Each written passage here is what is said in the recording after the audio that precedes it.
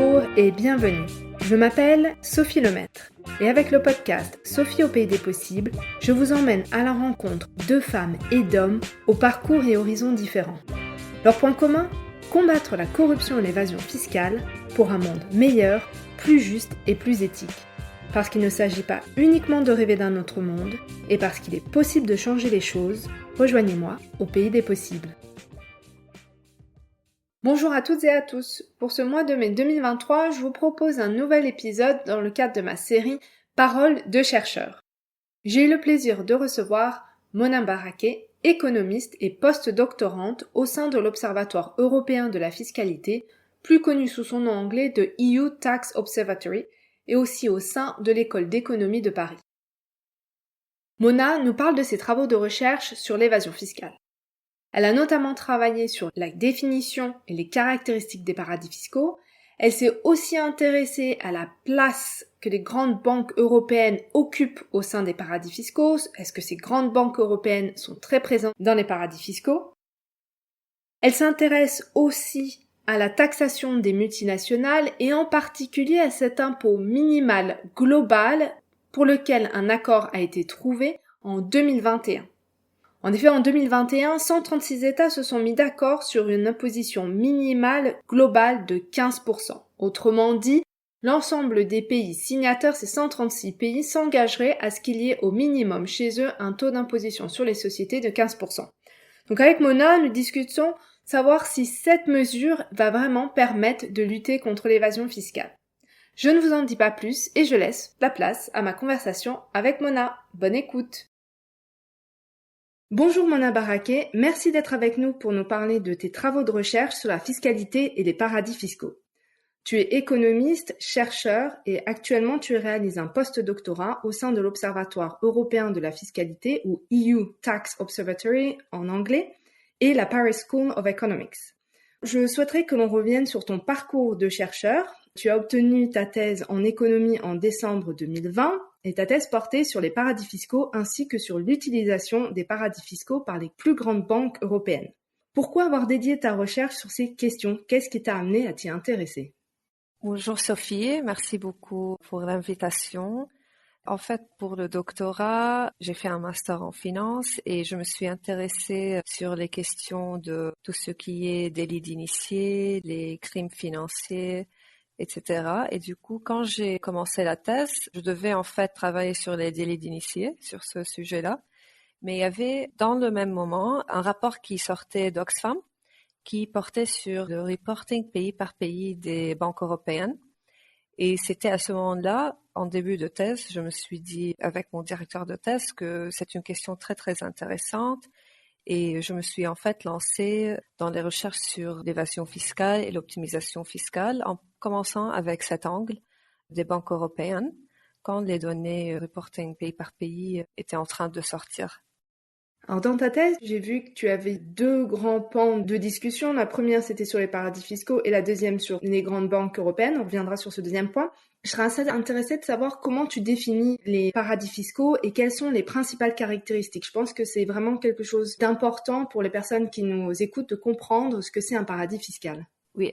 Dans un des chapitres de la thèse, j'ai abordé la question de la définition des paradis fiscaux. Et en fait, il y a plusieurs listes qui ont été faites ou créées par des organisations internationales comme l'OCDE par exemple et la Commission européenne.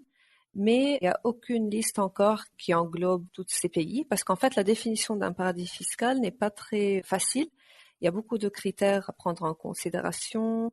Par exemple, il y a bien sûr les bas taux d'imposition, mais pas que ça, parce que parfois il y a des pays qui affichent un taux d'imposition qui est élevé. Mais en fait, dans la réalité, il y a quelque chose qui s'appelle un taux d'imposition effectif qui peut être différent du taux d'imposition statutaire et qui peut être beaucoup moins. Il y a aussi d'autres critères comme par exemple le secret bancaire ou le secret en général. Il y a des pays qui ont plus de marge de secret par rapport à d'autres. Là, par exemple, les individus ou les sociétés peuvent en bénéficier pour créer des sociétés écrans ou pour cacher de l'argent au fisc. D'autres caractéristiques aussi, c'est la bonne gouvernance, parce que on peut pas mettre l'argent dans un pays qui est risqué. Par exemple, c'était un des critères dont la Suisse était beaucoup célèbre, avec donc le secret, la bonne gouvernance, etc. Mais aussi, dans ce chapitre de la thèse qui parle des paradis fiscaux, il y a eu en 2016 les leaks des Panama Papers, etc. Ça nous a aussi montré qu'il y a d'autres pays qui sont pas nécessairement dans ces critères, ou bien quand on pense en général à un paradis fiscal, on pense à une île lointaine ou un tout petit pays. Mais les Panama Papers nous ont montré qu'il y a parfois de grands pays qui peuvent aussi être considérés comme des paradis fiscaux, comme les États-Unis, parce qu'il y a certains États où on a vu qu'il y a beaucoup d'activités qui ont été liées avec l'optimisation fiscale. Donc en fait, ça c'était une des remarques dans ce chapitre de la thèse, que les Panama Papers et ces leaks-là nous aident vraiment à identifier parfois de nouveaux pays dont on n'a pas vraiment pensé avant. Surtout que, puisqu'il y a le secret autour de ces activités-là, donc parfois on peut pas vraiment connaître les choses sans une telle fuite de données.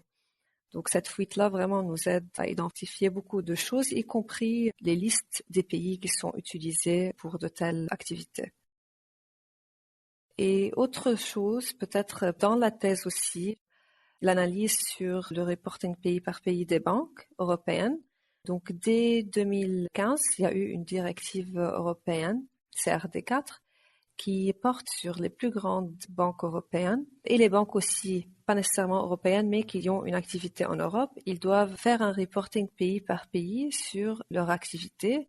Donc, par exemple, si on prend une certaine banque qui est en train d'opérer dans l'Union européenne, elle doit divulguer des informations telles que les profits qu'elle fait dans tous les pays du monde où cette banque elle est installée, le nombre d'employés, les impôts payés et les revenus. Et du coup, ça nous permet d'essayer d'analyser là où les banques sont vraiment implantées, là où ils ont une profitabilité qui paraît très haute par rapport à la norme. On peut aussi explorer les taux effectifs d'imposition. Est-ce que c'est très bas? Est-ce que c'est proche des taux statutaires? Donc ça aussi, c'était une des études que j'ai menées. Donc en premier temps, il a fallu que je construise la base de données. Elle comprend à peu près 37 banques. C'est les 37 plus grandes banques en Europe. C'était entre les années 2014 et 2020, les données. Maintenant, je suis en train d'ajouter l'année 2021 et 2022. Mais pendant la thèse, donc l'analyse portait sur les années 2014 jusqu'à 2019. Et en fait, il faut vraiment chercher dans soit les rapports annuels des banques ou parfois ils les mettent dans des rapports à part. Il faut chercher ce reporting pays par pays, il faut collecter les données. Et une fois ça c'est fait, la deuxième étape, c'est l'analyse. En général, c'est soit une analyse empirique, on essaye de voir les corrélations entre les variables dont on est intéressé, ou bien on construit des ratios de profitabilité, les taux d'imposition, etc. pour essayer de voir l'activité des banques grâce à ces données-là. Et alors du coup, qu'est-ce que tu as pu constater? Les banques sont-elles de grandes consommatrices de paradis fiscaux? Grâce à ces données, on a pu voir qu'en fait, les banques peuvent aussi s'engager dans l'optimisation fiscale parce que on n'est pas sûr si c'est vraiment de l'évasion fiscale, mais on peut dire que c'est de l'optimisation fiscale car les taux de profitabilité dans les pays qui sont considérés comme paradis fiscaux nous semblent vraiment être très élevés et les taux d'imposition aussi effectifs sont bas. On constate que les profits des banques sont corrélés avec un bas taux d'imposition. Et du coup, ça peut refléter que les banques, ils essayent de mettre leurs profits dans des pays à bas taux d'imposition. Autre chose, c'est que 25%, par exemple, des profits de ces banques-là sont placés dans des pays avec un taux d'effectif d'imposition de 15% ou moins. En moyenne, les banques, ils ont un taux d'imposition global de 20%, mais ça varie donc entre les banques. Donc, il y a certaines banques qui sont vraiment un peu plus agressifs que d'autres. Il y a certaines banques qui ont un taux d'imposition qui est de 10%, il y a d'autres de 30%. Donc aussi, on ne peut pas dire que toutes les banques font de l'optimisation fiscale. Ça varie entre la banque. Ça peut même être spécifique pour certaines. Et c'est pour cela qu'on avait fait un rapport dans l'EU Tax Observatory, l'observatoire, où on a vraiment aussi pris un angle de regarder un peu banque par banque les résultats. Et alors, il y a une autre question que je me pose, puisque tu nous disais que tu as analysé ces données de 2014 à 2019 dans le cadre de ta thèse, puis que là, maintenant, tu es allé jusqu'à 2020 et tu es en train de regarder 2021-2022. Avec ce recul depuis 2014, avec le fait qu'entre-temps, on a eu quand même de nombreux scandales. On avait en 2014 le LuxLeaks, on a eu les Panama Papers, Paradise Papers, les FinCEN Files, etc. Est-ce que tu as pu constater ou tu as pu voir dans tes recherches en analysant ces données une évolution dans les pratiques de ces grandes banques européennes? Est-ce qu'au fil des années, par exemple, elles ont changé leurs pratiques pour être moins présentes dans des paradis fiscaux? Ou au final, il ne semble pas y avoir de changement depuis 2014. Puisqu'on a un recul sur les données, c'est vraiment intéressant parce que le reporting pays par pays, il est encore nouveau. Donc, il y a peu de données qui offrent un tel recul. Et on a pu constater que entre 2014 et 2019, l'image, si tu veux, globale, c'est qu'il n'y a pas eu vraiment un changement. On voit toujours qu'il y a 14% de bénéfices qui sont toujours dans les paradis fiscaux. C'est stable. Mais bien sûr, si on regarde banque par banque, on peut voir qu'il y a certaines banques qui ont diminué la part de leurs bénéfices dans les paradis fiscaux.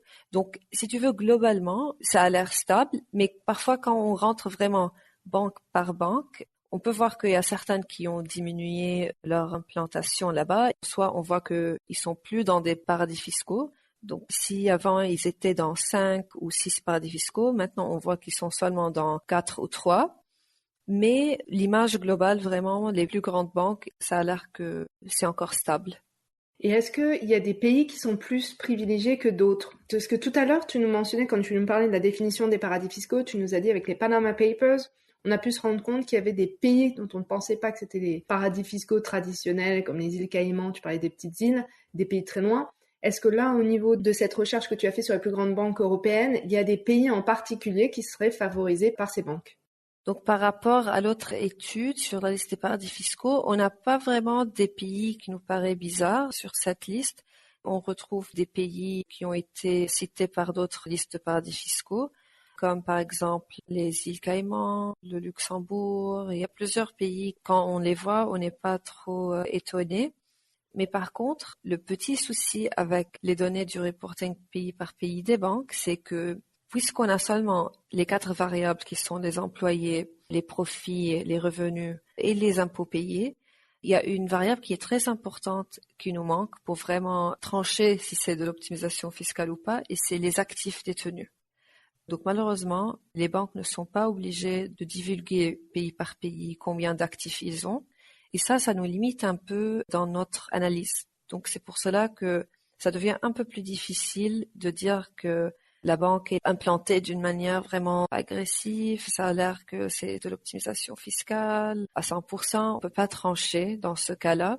Mais quand même, on peut tirer certaines conclusions sur l'optimisation fiscale en général de ces banques-là, mais on peut pas vraiment trancher que c'est de l'optimisation fiscale. Et en plus, les banques en général, quand on regarde qu'ils ont, par exemple, une profitabilité qui est très élevée dans un paradis fiscal par rapport à un pays en particulier, en fait, on n'est pas sûr si ça vient du fait que eux-mêmes, ils font de l'optimisation fiscale pour la banque ou bien pour leurs clients. Mais de toutes les manières, ils sont en train de profiter de la situation dans les paradis fiscaux, il nous paraît. Et tu parlais du fait que sans les actifs, c'était difficile de justement déterminer s'ils sont dans les pays pour des questions fiscales ou pas. Pour des néophytes, est-ce que tu pourrais nous dire pourquoi connaître les actifs que les banques ont dans ces pays est important? Donc, en général, il y a plusieurs ratios qu'on regarde quand on veut regarder si une société, qu'elle soit une banque ou une multinationale, si elle fait de l'optimisation fiscale. Le premier ratio, c'est le taux d'imposition effectif. Et en fait, ce ratio, c'est tout simplement combien d'impôts est payé divisé par les bénéfices qui sont générés. Donc, ce taux nous permet de voir si les impôts payés par la banque ou bien par la multinationale, est-ce que c'est proche du taux d'imposition dans le pays qu'on regarde.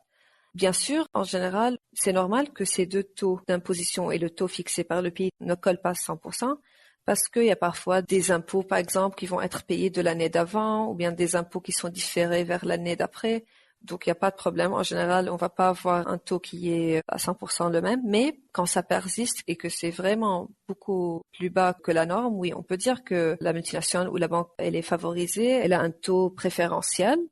Et le deuxième ratio aussi qui est intéressant qu'on regarde, c'est la profitabilité des employés. Donc là, c'est les profits divisés par le nombre d'employés ou bien la compensation, donc les salaires des employés.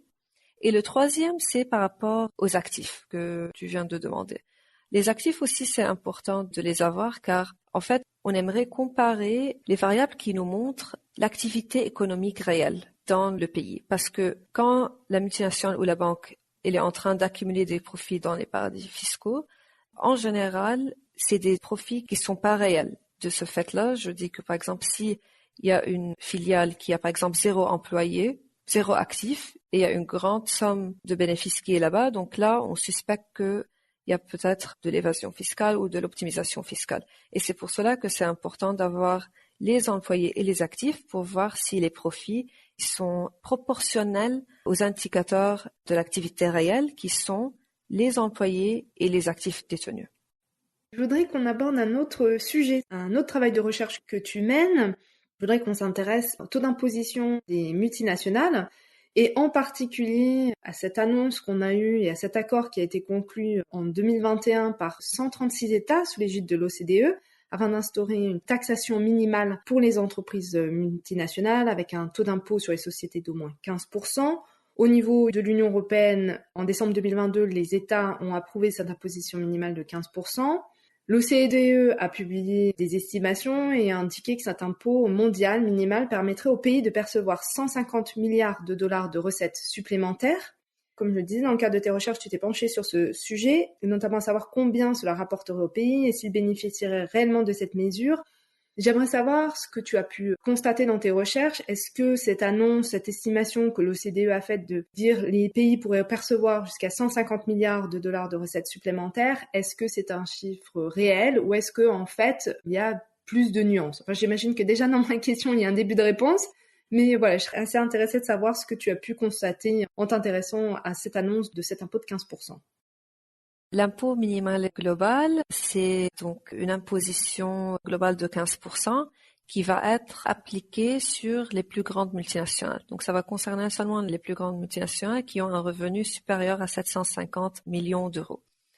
Ce chiffre de 150 milliards qu'on a estimé à l'Observatoire de fiscalité européen, il vient de l'estimation des données pays par pays mais agrégées de l'OCDE.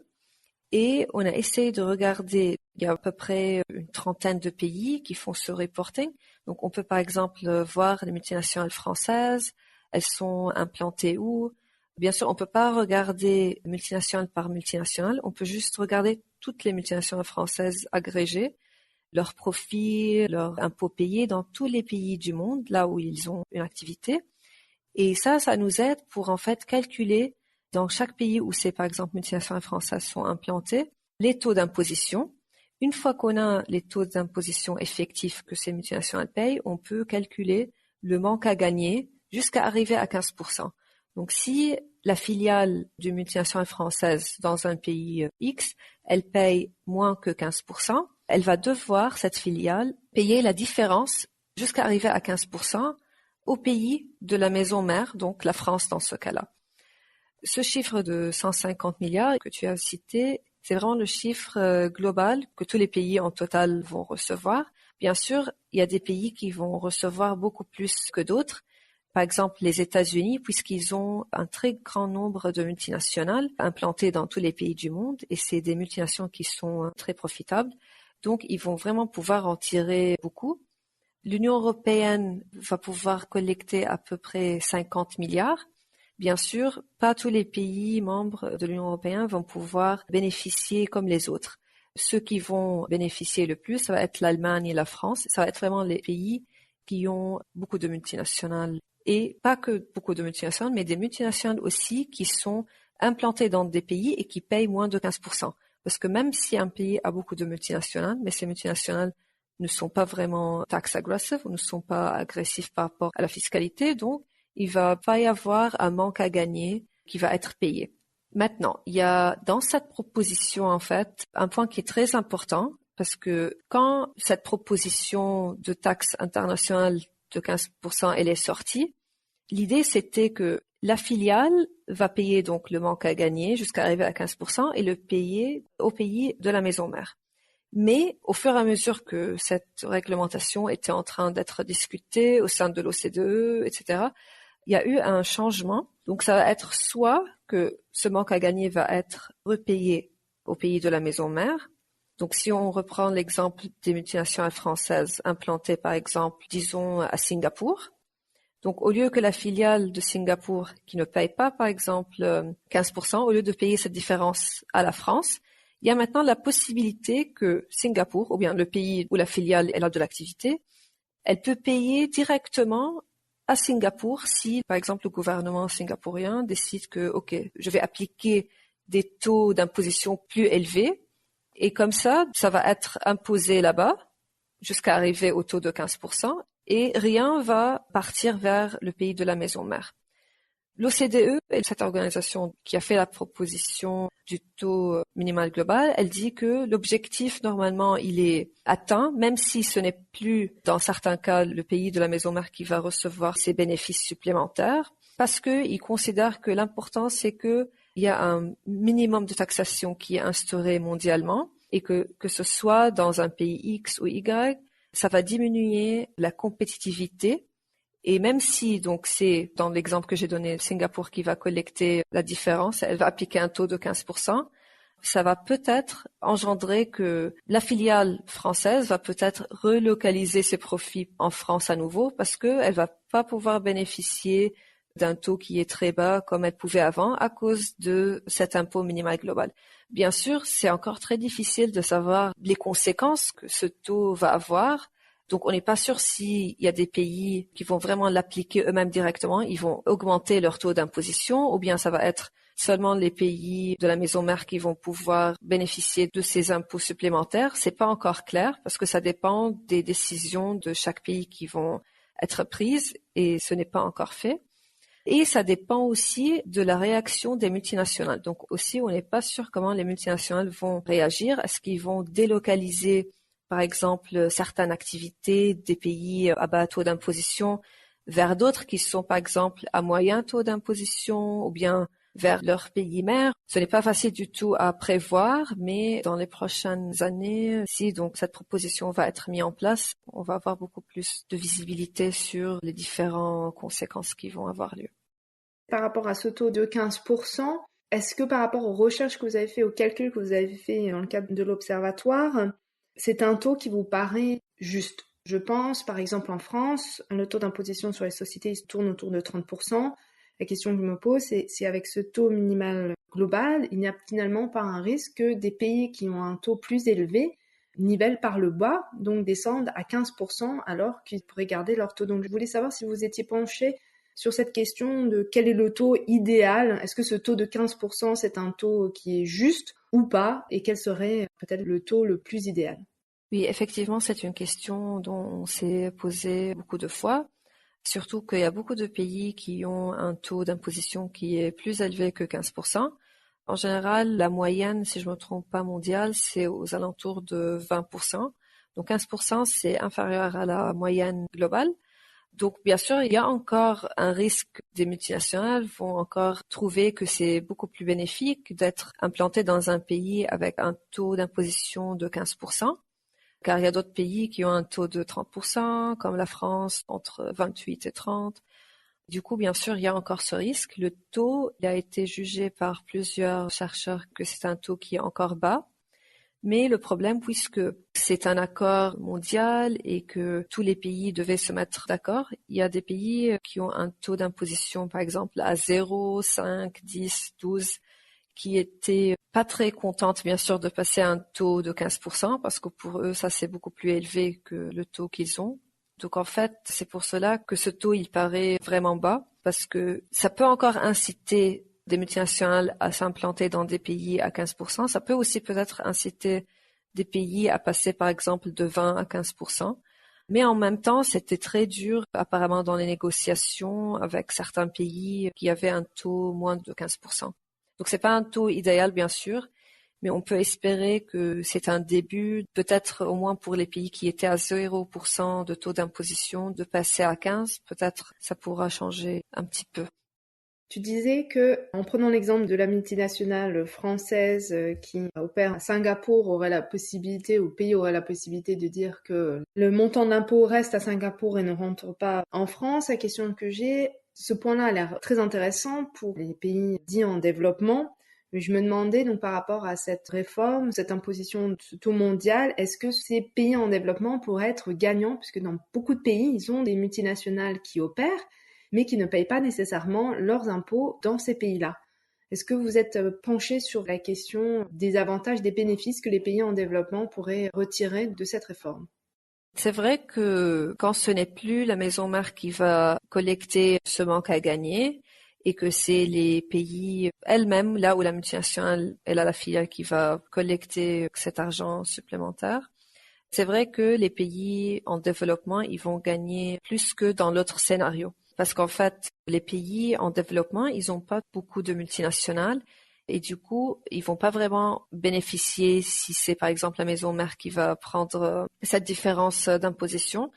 Les pays, par exemple, qui sont les moins développés, ils vont pas en bénéficier dans les deux scénarios parce que ils n'ont ni de multinationales et ils n'ont ni de filiales de multinationales qui opèrent dans leur pays.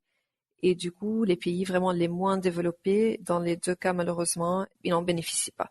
Mais les pays qui sont en développement, les pays qui ont des multinationales implantées là-bas, ils n'ont pas nécessairement beaucoup de multinationales, ils vont en bénéficier de ce deuxième scénario.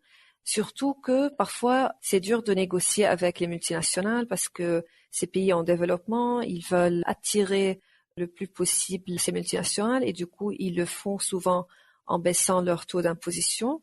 Et du coup, là, c'est une opportunité pour qu'ils ont au moins 15% qui peuvent être sûrs que la multinationale va devoir leur payer. Donc, ça peut être un point qui est vraiment positif pour certains pays en développement qui n'avaient pas vraiment la marge de négocier parce qu'ils voulaient que la multinationale à tout prix s'installe chez eux et ouvre une filiale.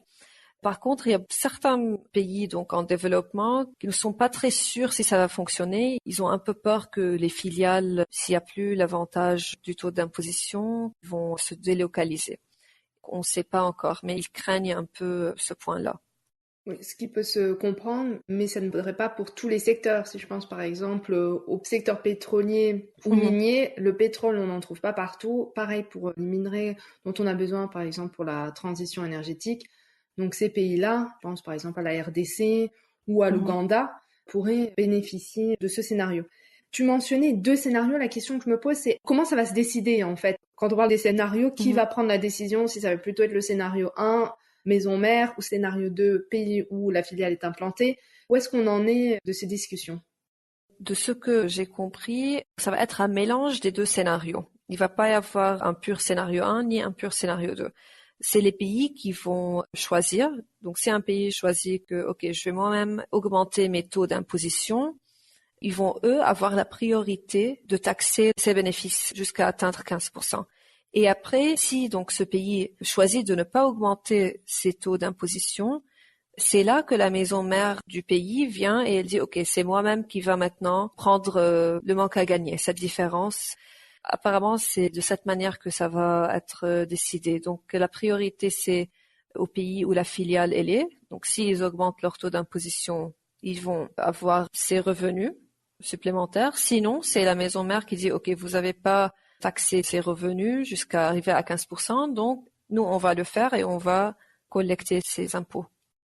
On a parlé plusieurs fois de l'Observatoire européen de la fiscalité, EU Tax Observatory. Est-ce que tu pourrais nous présenter son travail, ses missions, l'objectif et sa création, voilà, son origine?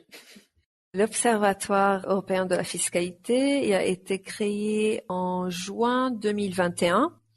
On a commencé à travailler un peu avant juin, vers janvier, mais vraiment l'inauguration et la date officielle, c'était en juin 2021. C'est un laboratoire de recherche qui est dirigé par l'économiste français Gabriel Zucman. On est implanté à l'École d'économie de Paris. On est cofinancé par la Commission européenne et on travaille sur les thématiques de la taxation internationale, de l'évasion fiscale, de l'optimisation fiscale. Dès le début, donc notre première étude qui est sortie vers juin 2021, c'était sur l'impôt minimal global. Un peu après, on a sorti un rapport sur le reporting pays par pays des banques européennes.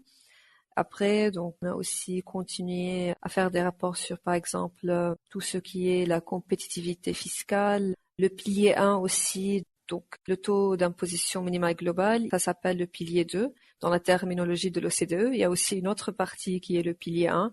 On a mené une étude aussi sur ça dans l'observatoire. C'est quoi le pilier 1 pour ceux qui ne connaissent pas? Oui, le pilier 1, en fait, la proposition de taxation internationale de l'OCDE, elle a deux piliers. Le pilier 2 qui est l'impôt minimal global de 15% et le pilier 1 qui est une partie des bénéfices des plus grandes multinationales dans le monde. Et quand je dis plus grandes, c'est les multinationales qui ont un revenu supérieur à 20 milliards d'euros et qui ont aussi une profitabilité qui est supérieure à 10%. Donc vraiment, on est en train de parler seulement d'une centaine de multinationales, voire moins.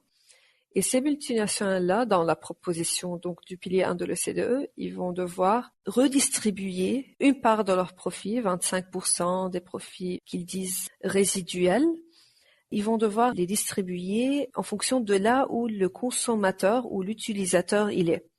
Si on prend par exemple la multinationale Meta de Facebook, c'est une multinationale digitale. Donc, cette proposition, en fait, initialement, elle concernait seulement les multinationales digitales, mais après, ils l'ont agrandi pour que ça englobe tous les multinationales, sauf le secteur bancaire et le secteur pétrolier. Et du coup, donc, si on prend Facebook, ils n'ont pas vraiment nécessairement des bureaux implantés dans tous les pays du monde, parce que c'est une société vraiment purement digitale.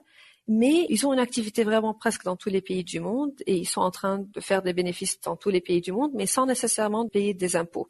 Et du coup, dans cette proposition du pilier 1, ça vient donner des droits d'imposition à ces pays. Donc, il n'y a pas vraiment un magasin Facebook ou un bureau Facebook dans tous les pays. Et ces pays-là, du coup, ils peuvent, en fonction du nombre d'utilisateurs Facebook, recevoir des droits d'imposition. Donc, Facebook va devoir leur payer des impôts. Bien sûr, ça, c'est une proposition qui est encore en train d'être négociée. On est loin de l'avoir implantée, mais l'idée elle-même, elle est vraiment révolutionnaire parce que avec la digitalisation de beaucoup de multinationales, on peut vraiment se poser la question que si on est un utilisateur en France, on est en train d'acheter en ligne, mais que la multinationale dont on achète, elle n'a pas une présence physique en France.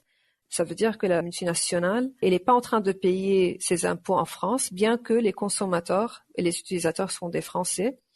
Et donc, dans cette proposition, il va y avoir ce droit d'imposition qui va être donné au pays en fonction des utilisateurs.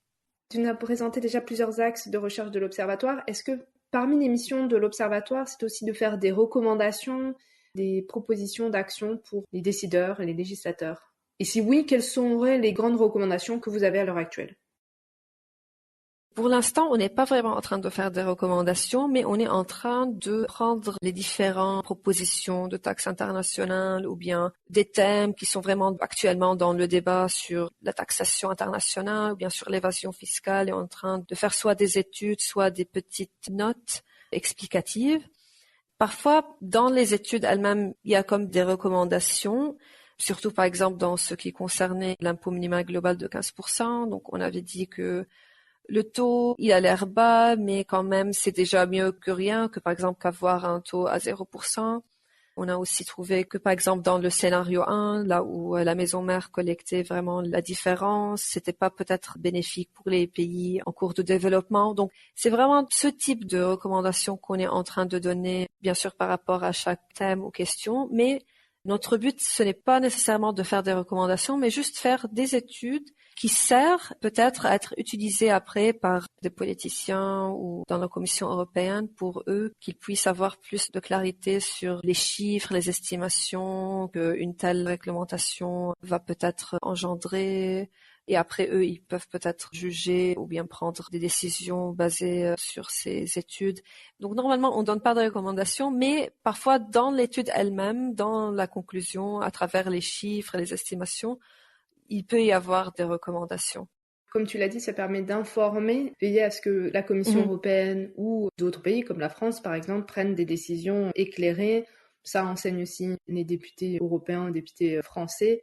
Parfois, comme tu le dis, pas besoin d'avoir des recommandations clés, mais le fait d'avoir des chiffres permet d'avoir un travail rigoureux comme vous le faites. C'est un travail qui est pas simple, qui est pas accessible à tous, d'analyser tous ces jeux de données et donc qu'ils aient ce travail-là en main pour discuter des mesures à mettre en place pour lutter contre l'évasion fiscale, c'est très important.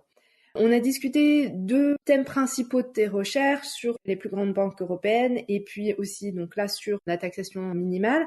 Je serais assez curieuse de savoir quels sont tes autres projets de recherche que tu as en cours ou futurs. Actuellement, donc avec mes collègues à l'Observatoire, on a plusieurs travaux de recherche. Par exemple, un projet qui porte sur les sociétés écrans. Et dans ce projet, par exemple, on est en train d'essayer de construire un indicateur qui nous montre, là par exemple, où il y a une concentration des firmes dans les pays. On est en train d'essayer d'analyser les sociétés, par exemple, qui ont la même adresse, parce que parfois, comme dans les Panama Papers, on a pu constater, il y a des sociétés qui sont enregistrées dans une adresse et il y a en fait parfois 1000 sociétés qui ont la même adresse. Du coup, on est en train de s'intéresser un peu à faire un indicateur sur les sociétés écrans dans les pays. Donc ça, c'est encore en cours. Aussi, on est en train de faire une petite note explicative sur les impôts ou bien les taxes digitales. Par exemple, en France, il y a eu une taxe digitale en 2019 qui a commencé. On veut un peu faire cette note pour avoir un peu plus d'informations sur les pays qui ont de telles taxes. Si oui, quel est le taux de cet impôt? Bien sûr, c'est normalement les multinationales, bien toutes les sociétés digitales, mais parfois il peut y avoir des différences entre les pays. On veut aussi un peu essayer de voir l'impact qu'a eu les impôts digitales, combien ça a pu rapporter aux gouvernements qui l'ont mis en place, quel autre gouvernement pense à mettre de telles taxes. Un autre projet aussi qu'on est en train de commencer, ça porte sur les crypto-monnaies. On est en train d'essayer d'accéder à des données sur les contribuables qui sont en train d'investir dans les crypto-monnaies et de voir combien ils sont en train de reporter à l'administration fiscale leurs impôts. Donc, on veut, si tu veux, essayer de faire une étude sur les crypto-monnaies, mais en même temps la relier aux taxes pour voir s'il y a de l'évasion fiscale avec les crypto-monnaies. Donc, on n'a pas encore vraiment commencé. On est en train d'analyser un peu quelles données on peut utiliser, quelles questions on peut y répondre, donc entre tout ce qui est crypto-monnaie et taxation. Eh bien, écoute, si tu es toujours disponible, j'aimerais bien qu'on en reparle dans quelques temps quand vous aurez avancé sur ce thème. Ce serait super de faire un autre épisode sur ces différents axes de recherche que tu as mentionnés et voir un peu quelles sont vos conclusions. Merci beaucoup d'avoir pris le temps de parler de tes recherches avec nous avoir éclairé sur ces différentes thématiques. Et puis, hâte donc de lire tes prochaines recherches. Merci encore. Merci beaucoup et avec plaisir. Dès qu'on sort une étude qui te paraît intéressante, avec plaisir, on peut en parler. Merci beaucoup pour m'avoir accueilli. Merci d'avoir écouté l'épisode jusqu'au bout. Si vous ne l'avez pas encore fait, abonnez-vous au podcast et surtout partagez-le avec vos amis, votre famille, vos collègues. Et si vous pouviez me laisser un avis 5 étoiles, que ce soit sur Apple Podcast ou sur Spotify, cela permettra à d'autres de découvrir le podcast et de nous rejoindre au pays des possibles.